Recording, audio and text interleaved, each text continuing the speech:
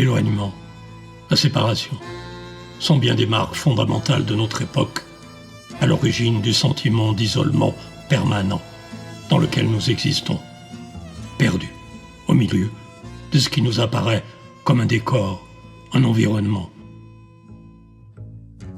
Une nostalgie propre à l'exil colore notre quotidien de désespoir, d'inquiétude, de précarité, de tristesse. Des choses impalpables qui n'existent pas en soi déterminent la disparition, la tristesse ou la souffrance d'être concret. C'est le triomphe au quotidien du spectacle, du virtuel sur le concret, le réel, l'immédiat de nos vies. Une sorte de lâcheté consensuelle nous conseille de nous contenter d'une survie hantée par la mort, soumise à cette crainte de la mort qui devrait ordonner nos vies. Trop affaiblis par la peur du futur, de l'inconnu et de l'autre, notre société renonce à assumer la vie dans la dimension du présent, seul lieu de toutes les puissances et de tous les possibles. Le monde d'aujourd'hui est le monde des invisibles, de l'insaisissable, de l'impalpable.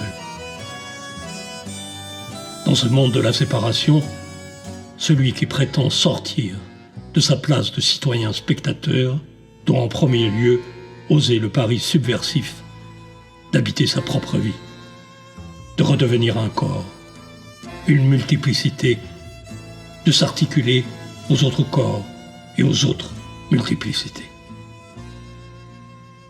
La fertilité de la révolte, propre à la curiosité et l'imagination, a cédé sa place à l'acceptation.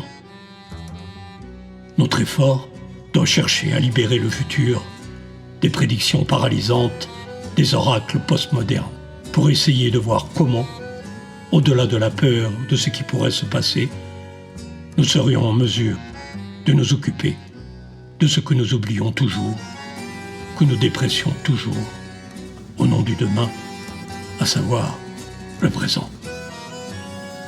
Ce n'est qu'à partir d'une pensée située, d'une pensée des corps, que nous commençons à dépasser la virtualisation de la vie.